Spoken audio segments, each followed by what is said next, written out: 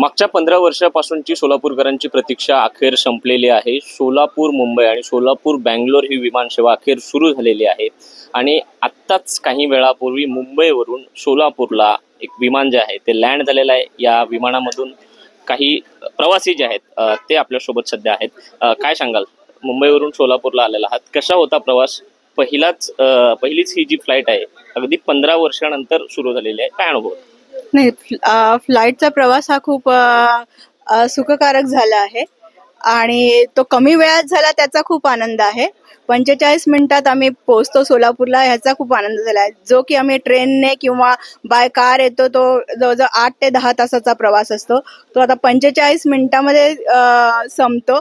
त्याबद्दल आम्ही कंटाळतो। स्टार एअरलाईनचे आणि जे कोणी ह्याच्यात सहभागी झाले असतील ही सेवा उपलब्ध करून देण्यासाठी त्यांचे खूप खूप आभारी आहोत। सर, काय सांगाल? खरं तर सोलापूर ही एक औद्योगिक नगरी म्हणून त्याची ओळख होती। या विमानसेवेमुळं त्याला आता ते गतवैभव पुन्हा प्राप्त होईल असं वाटतं? तुम्ही जर इतिहास पाहिला तर सोलापूर पूर्वी हे टेक्सटाईलची एक हब होती, खूप मोठी हब होती। ती जर कंटिन्यू राहिली असती कदाचित आज ते महाराष्ट्राची राजधानी झाली असती।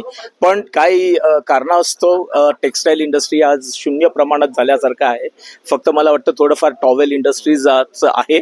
पण याला जर संजीवनी देण्याचं काम हे जे केलेलं आहे आपले माननीय मुख्यमंत्री देवेंद्रजी साहेब जे आहेत त्यांनी जे आज उद्घाटन केलेलं आहे आणि खरोखरच हे जे फ्लाईट सुरू केलेली आहे मुंबई सोलापूर आणि हे 45 मिनिटात जर माणूस इथे पोचत असेल तर नक्कीच मला वाटतं सोलापूरचं जे वैभव आहे ते पुन्हा प्राप्त व्हायला खूप खूप मदत होईल।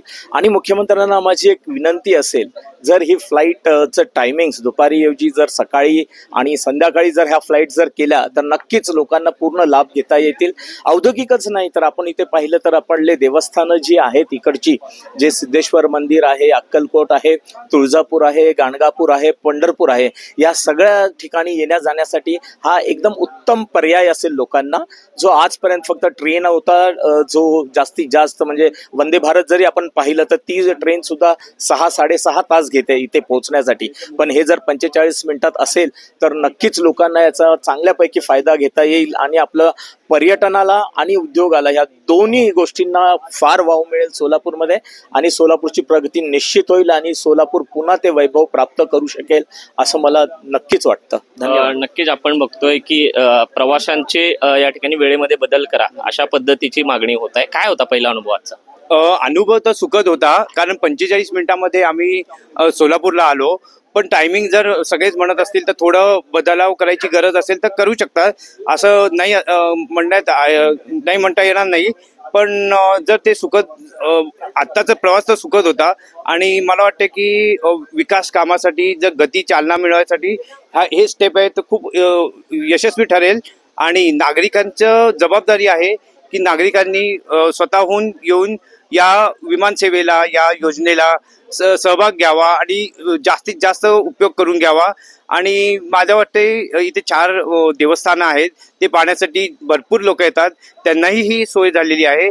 आणि महत्त्वाचं म्हणजे आर्थिक व्यवहार आणि आर्थिक चालना मिळण्यासाठी म्हणजे उद्योगधंदे आणि व्यापारासाठी ही उत्तम असं स्टेप घेतलेली आहे।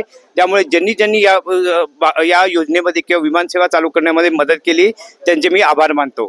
नक्कीच आपण बघतोय की अतिशय सुखद असे अनुभव जे आहेत ते प्रवाशांचे आपल्याला ऐकायला मिळत आहेत आणि सोलापूर मुंबई विमानसेवा ही सुरू झाल्यामुळे सोलापूरच्या वृद्धीमध्ये भरच पडेल अशा पद्धतीच्या भावना इकडच्या प्रवाशांनी आपल्याशी बोलताना या ठिकाणी व्यक्त केल्या आहेत।